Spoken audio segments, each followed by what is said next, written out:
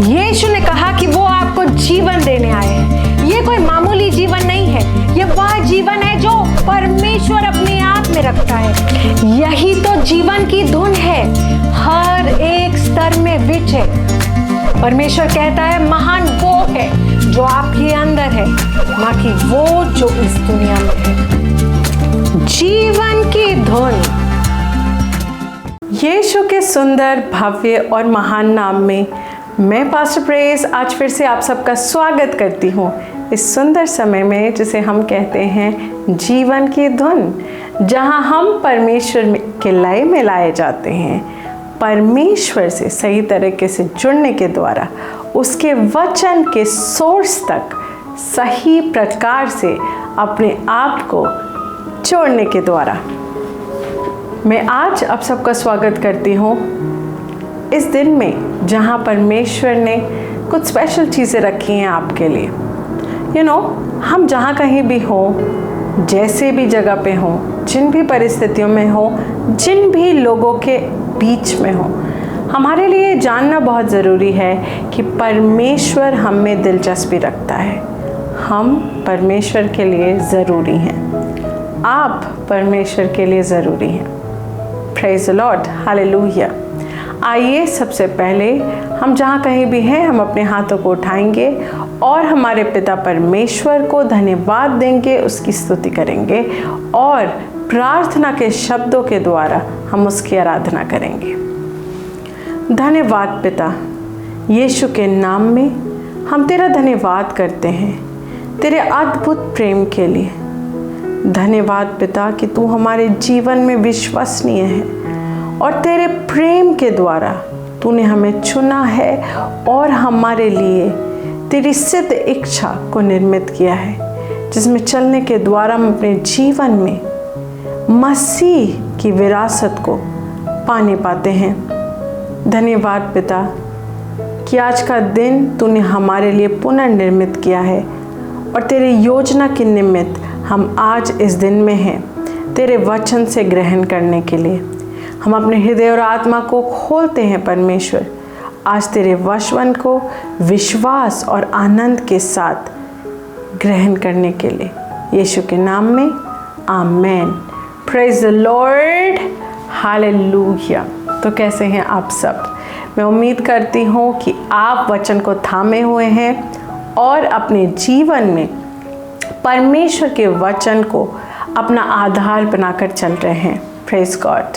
आज मैं परमेश्वर के सिद्ध बच्चों से, उन बच्चों से बात कर रही हूँ जो ना सिर्फ परमेश्वर के वचन को सुनने वाले हैं पर परमेश्वर के वचन को करने वाले लोग हैं। Praise God, hallelujah. आज मैं आपको बाइबल से एक और व्यक्ति के बारे में बताऊंगी और उसके जीवन की कहानी के द्वारा जो बाइबल में वर्णित है, हम ये सीखेंगे कि अभिषेक और अभिषिक्त दोनों का जो स्थान है, उससे जो हमारा जुड़ाव है, उसको सही तरीके से जब हम इस्तेमाल नहीं करते या जब हम अपनी पोजीशन का, अपने प्लेस का या अपने जीवन में जो अभिषेक है या फिर परमेश्वर के द्वारा दिया गया जो हमें अभिषेक है, उसका गलत इस्तेमाल करते हैं या उसका फ़ायदा उठाते हैं गलत तरीके से या पर्सनल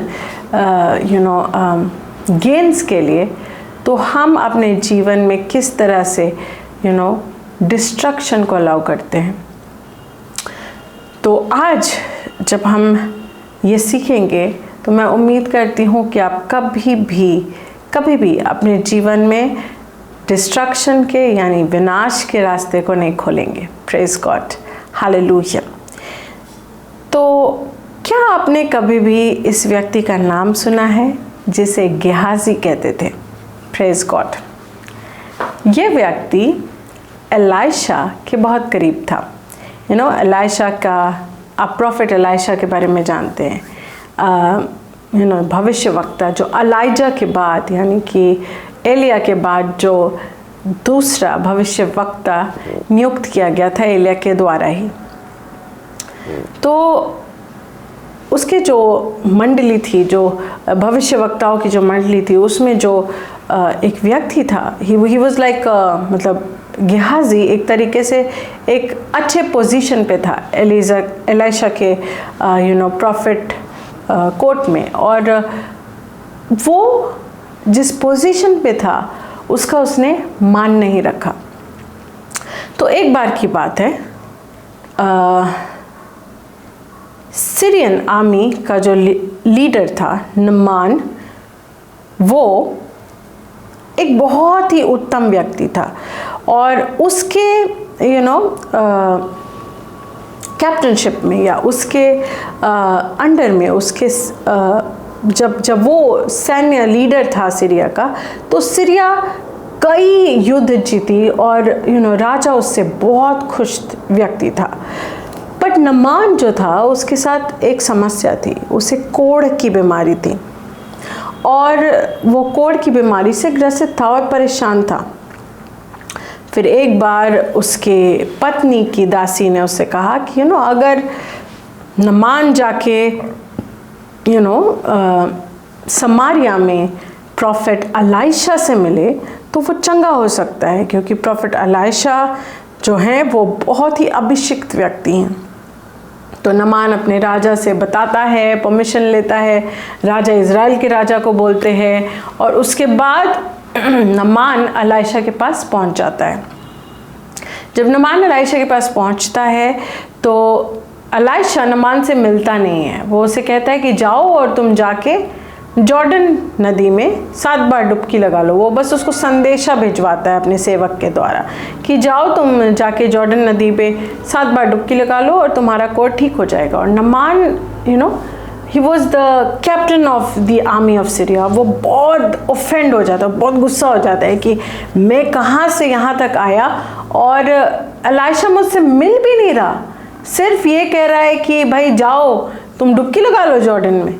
मैं तो अपने शहर में भी, क्या मेरे अच्छी नदियाँ नहीं है, मैं वहाँ डुबकी नहीं लगा सकता था। तो वहाँ से वो गुस्सा होकर निकलने लगता है। और तभी नामान का एक सेवक उससे कहता है कि भाई आप अगर भविष्यवक्ता की बात मान लें तो आप चंगाई पाएंगे। और नामान वो करता है, और जब वो डुबकी 7 बार लगाता है उसके बाद वो बिल्कुल चंगा हो जाता है, उसका कोढ़ पूरी तरीके से साफ हो जाता है। जब ये होता है तो नामान आदर स्वरूप दोबारा एलिशा के पास जाता है, और जब वो वहाँ पे पहुँच जाने वाला रहता है तो वो बहुत सारा अपने साथ धन, सिल्वर, कपड़े, चीज़ें जिसको यात्रा में ज़रूरत पड़ सकती है, वो सब अपने साथ नामान लेके आया होता है। और वो वहाँ जब जाता है तो वो एलिशा को कहता है कि मैं आपको ये सब चीज़ें देना चाहता हूँ, बहुत सारा कुछ वो धन वन वर्णित करता है। हम सारे वर्सेस नहीं पढ़ रहे क्योंकि हम गेहाजी के बारे में पढ़ने वाले हैं, मैं आपको सिर्फ बैकड्रॉप दे रही हूँ अभी।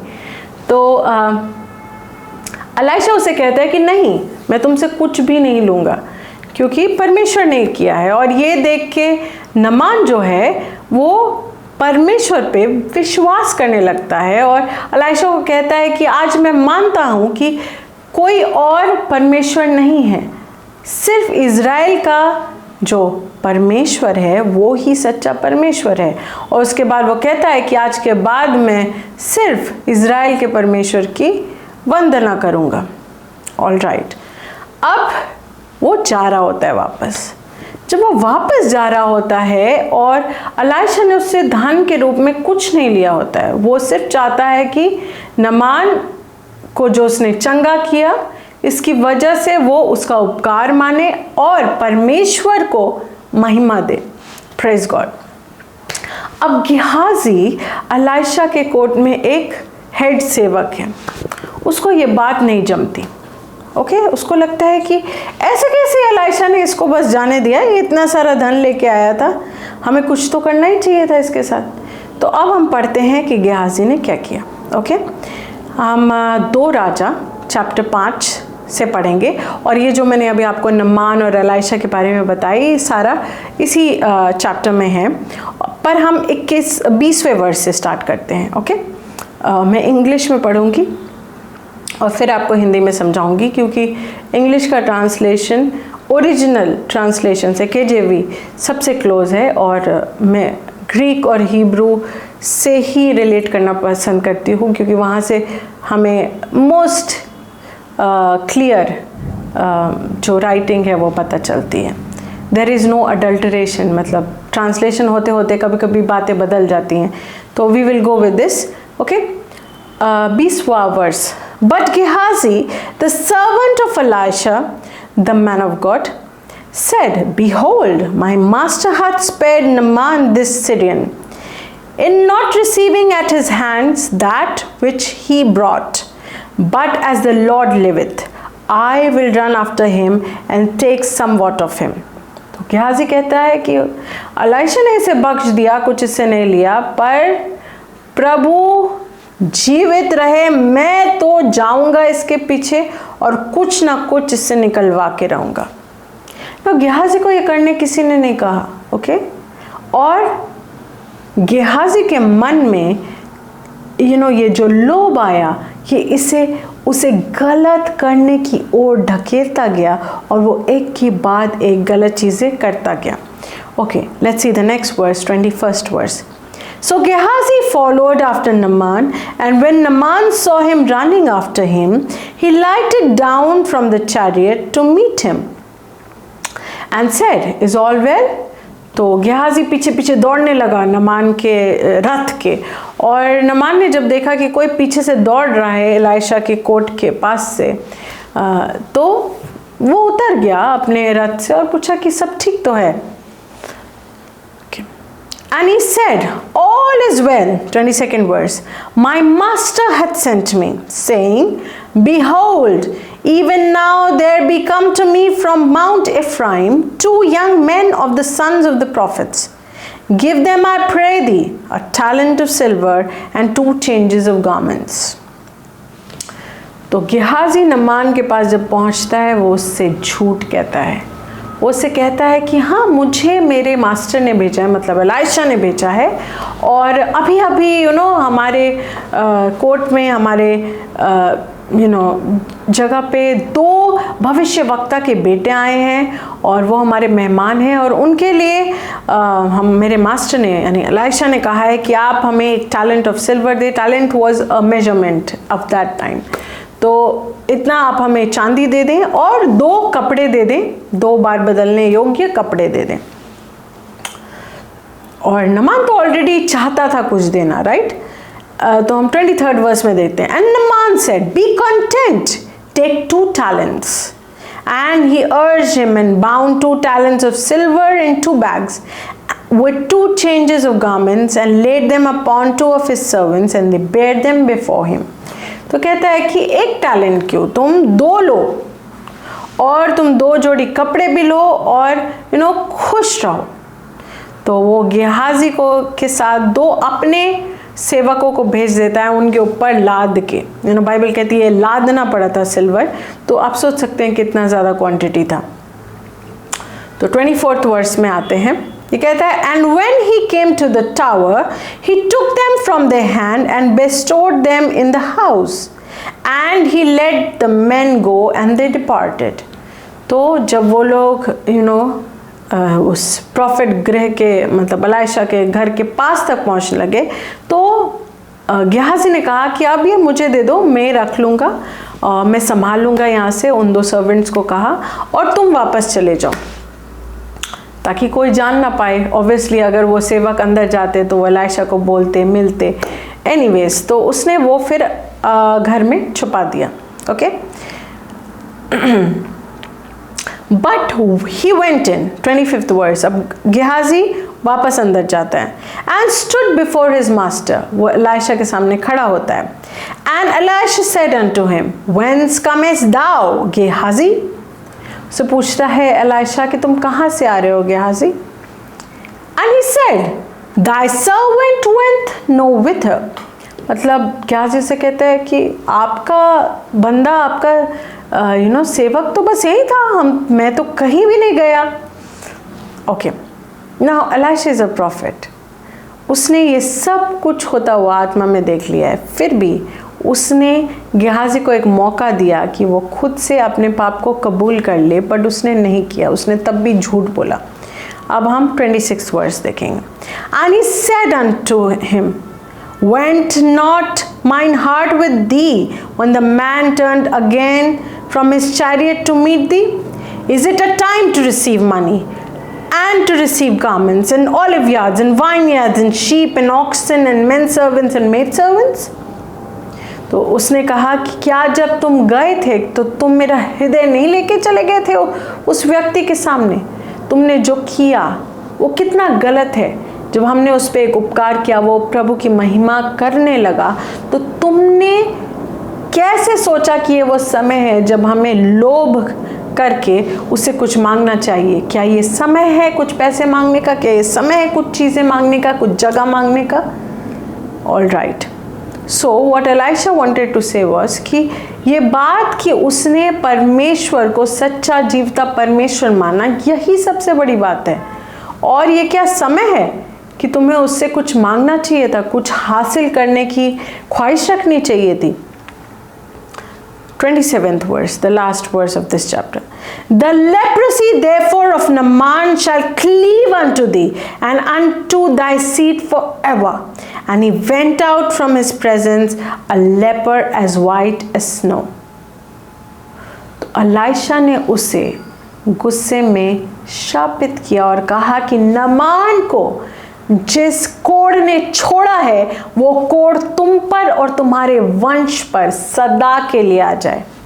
और उसी पल बाइबल कहती है कि गेहाजी पूरी तरह से उसका पूरा शरीर कोढ़ से सफ़ेद तरीके से भर गया और वो वहाँ से चला गया। और बाइबल फिर उसके बारे में कभी बात नहीं करती। व्हाट अ पिटी, कितनी दुखद बात है। एक व्यक्ति जिसको प्रॉफिट एलाइशा के कोर्ट में एक स्थान मिला हुआ था, उसने ये चुना कि वो अपनी जगह का गलत इस्तेमाल करेगा, अपने अभिषिक्त के नाम का गलत इस्तेमाल करेगा और अपने लोभ के लिए चीज़ें उत्पन्न करेगा। एक सिचुएशन का इस्तेमाल करके, एक परिस्थिति को अपने फ़ायदे में इस्तेमाल करके। और उसने क्या पाया? हाँ, उसे वो चीज़ें मिली, पर उसके साथ साथ उसने अपने लिए विनाश का दरवाज़ा इस तरह खोल लिया कि वो और उसका वंश हमेशा के लिए कोढ़ की बीमारी से ग्रसित हो गया। बहुत सारे लोग अक्सर अपनी नादानी में, कभी कभी लोभ के द्वारा प्रेरित होकर, कभी कभी अभिमान में अभिषिक्त लोगों के नाम का गलत इस्तेमाल करते हैं। उनको लगता है कि अगर हम अपने पास्टर का नाम इस कॉन्वर्सेशन में जोड़ देंगे, या पास्टर के नाम से अगर मैं इसको कुछ बोलूँगा, उसको कुछ बोलूँगा, तो अरे मेरा तो काम हो जाएगा। हालांकि पास्टर ने उन्हें कुछ नहीं बोला होता। आप समझिए मेरी बात को। वो अपनी जगह का गलत इस्तेमाल करते हैं, लोगों में गलत कॉन्वर्सेशंस को फैलाते हैं। और आपको ऐसे लोग चर्च में मिल जाएंगे। The church of God is much the same. ऐसा नहीं है कि उस समय ऐसे लोग थे, अब नहीं है। We are all perfecting. बदला सिर्फ इतना है कि आज परमेश्वर का अद्भुत अनुग्रह मसीह यीशु में हमारे पास है। उस अनुग्रह के सिंहासन के ओर ताकते हुए हम हर एक गलती की क्षमा पा सकते हैं। Praise God, hallelujah. बट ये करना गलत है। जब हम अभिषेक के स्थान का, या सपोज फॉर एग्जांपल, अगर आप अपने मिनिस्ट्री में आप पास्टर के करीबी एक व्यक्ति हैं, या अपने लीडर के, सेल लीडर के करीबी एक व्यक्ति हैं, और फिर आप उनका नाम इस्तेमाल करके अपने फ़ायदे का कुछ काम लोगों से करवाते हैं, या कहीं ना कहीं से पैसे जुगाड़ करने की कोशिश करते हैं। सपोज आपको चर्च में एक रिस्पॉन्सिबिलिटी दी गई कि ओके, आपको ना ये माइक्रोफोन इस इवेंट के लिए लाना है, और आपको कुछ पैसे दिए गए, उसके लिए असाइन किए गए, और आप जाते हैं, माइक्रोफोन लाते हैं। This is just an example. Microphone लाते हैं और सपोज आपको उसके लिए, मैं बस एक एग्जांपल दे रही हूँ, इतने कम माइक्रोफोन नहीं आता, बट आपको उसके लिए 1000 दिए जाते हैं, 1000 रुपये, और आपको वो 900 में मिल जाता है, और आप चर्च में जाके वो दे देते हैं और बोलते हैं ये तो मुझे 1000 में ही मिला है, अपने 1000 दिए थे, मैं 1000 में ले आया। You never confess to them कि ओ ये कम में मिला था, 100 रुपये मेरे पास हैं। What did you get? Nothing. वो 100 रुपये आपके लिए एक श्राप की तरह कार्य करेंगे।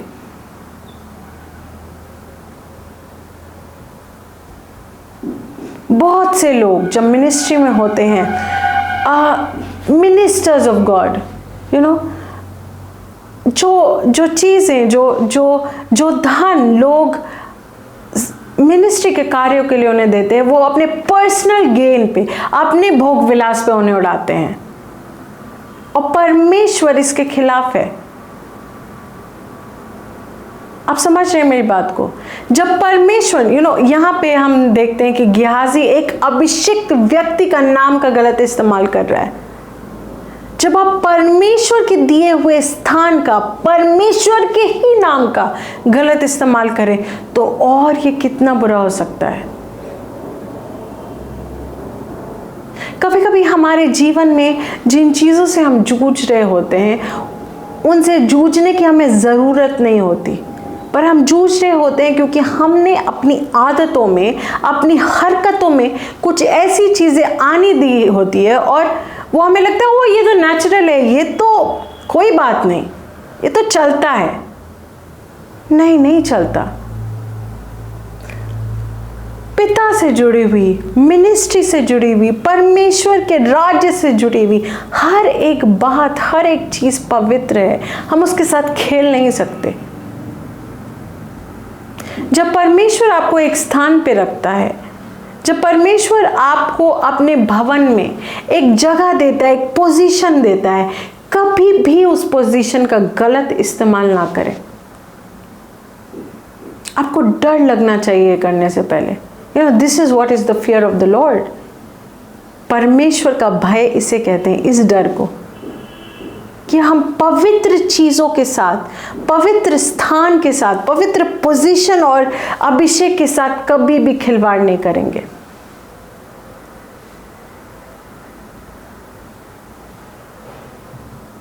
मैं से कई लोगों को जानती हूँ, कई मेगा मिनिस्ट्रीज में लोगों को जानती हूँ, जहाँ पे वो लोग अपने परमेश्वर के जन के नाम को हमेशा बहुत ही ट्रिवियल मैटर्स के लिए इस्तेमाल करते हैं, और ऐसे इस्तेमाल करते हैं जैसे उस नाम का, उस पद का कोई स्थान नहीं है, कोई वैल्यू नहीं है। हर एक बात में अपने परमेश्वर के जन के नाम को घुसा के उसको लोगों के सामने पेश करते हैं कि उन्होंने ऐसे कहा है कि आपको ऐसे बैठना है, उन्होंने कहा है कि आपको ये रिकॉर्डिंग करनी है, वो चाहते हैं कि आप ये करें, और इसकी वजह से वो अपने जीवन में अनगिनत विनाश को एंट्री देते हैं, और ये वो समझ भी नहीं पाते, क्योंकि उनको लगता है oh this is church culture. This is not church culture. No, यीशु ने ये चर्च कल्चर हमें नहीं सिखाया। अपोजल्स ने, प्रेरितों ने हमें ये चर्च कल्चर नहीं सिखाया। गिहाजी मत बनिए। आप समझ रहे हैं? कभी भी कोई भी काम निकलवाने के लिए, किसी भी तरह के सेल्फिश मोटिव्स के लिए परमेश्वर के जन के नाम का इस्तेमाल, परमेश्वर ने जो आपको पद दिया है उसका गलत इस्तेमाल, अभिषेक का गलत इस्तेमाल ना करें। कई सारी सेवकाएं बर्बाद हुई, खत्म हुई हैं, जिन्होंने बड़े कार्य किए हैं सिर्फ इस एक छोटी भूल के कारण, और वो समझ नहीं पाते कि कैसे हमारा इम्पैक्ट सडनली खत्म हो गया, कैसे हम अभी इतने लोगों के जीवन में परमेश्वर के नाम की महिमा करा रहे थे और सडनली सब खत्म हो गया, और लोग हमारे विरुद्ध, तो मैं अपनी बात नहीं कर रही हूँ, उन सेवकायों की बात कर रही हूँ कि उनके विरुद्ध तो हुए ही, साथ के साथ परमेश्वर से भी दूर चले गए। क्यों?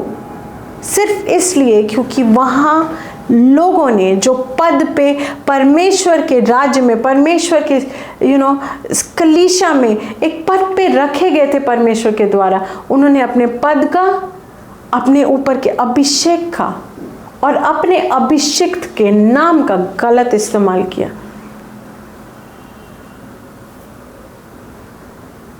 ये जरूरी नहीं है और ये बहुत दुखद है। ये अंत के दिन है और बहुत कुछ है करने के लिए।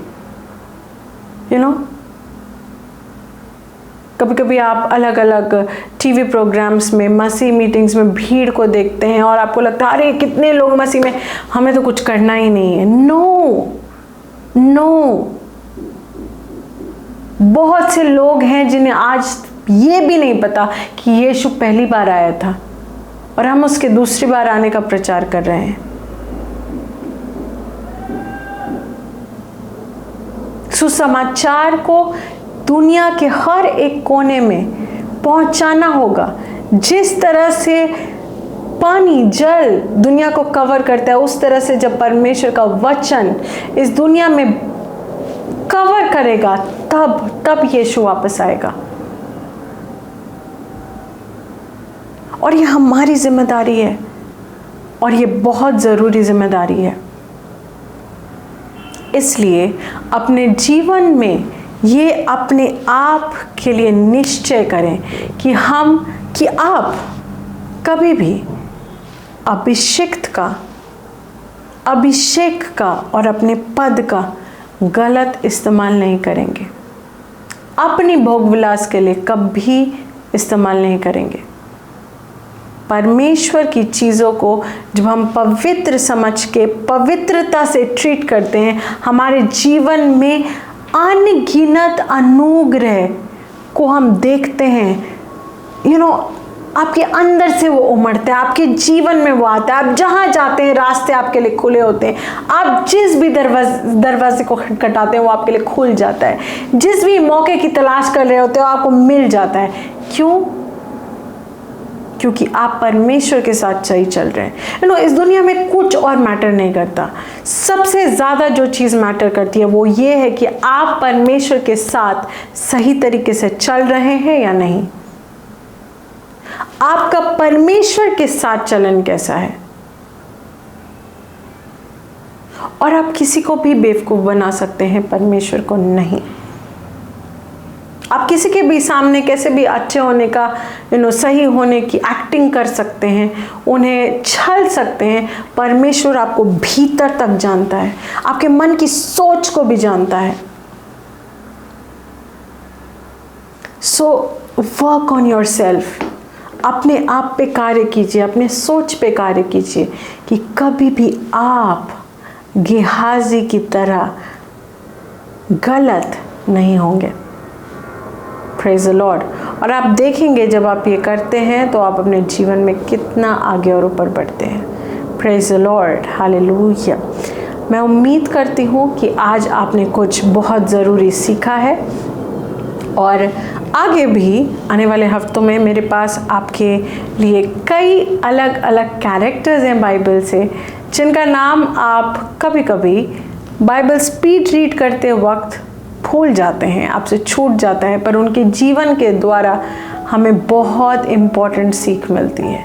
और आने वाले दिनों में हम और भी ऐसे लोगों के बारे में जानेंगे और सीखेंगे। Praise the lord, hallelujah. ये वक्त है, मैं उन लोगों को मौका देना चाहूँगी जो अपने भेंटों को हमारे सेवकाई के साथ जोड़ना चाहते हैं। आपके स्क्रीन पे इस वक्त डिटेल्स होंगे। आप अपने भेंट, अपनी ऑफरिंग्स, अपने पार्टनरशिप्स इन इंफॉर्मेशन को यूज़ करके रिलीज़ कर सकते हैं। ये कोई कंपल्शन नहीं है, ये कोई फोर्स नहीं है। अगर पवित्र आत्मा ने आपको प्रेरित किया है तो ये ज़रूर करें और वो आपको इसका रिवॉर्ड देगा। Praise the Lord. आशीषित रहें, आगे बढ़ते रहें और वचन को थामे रहें।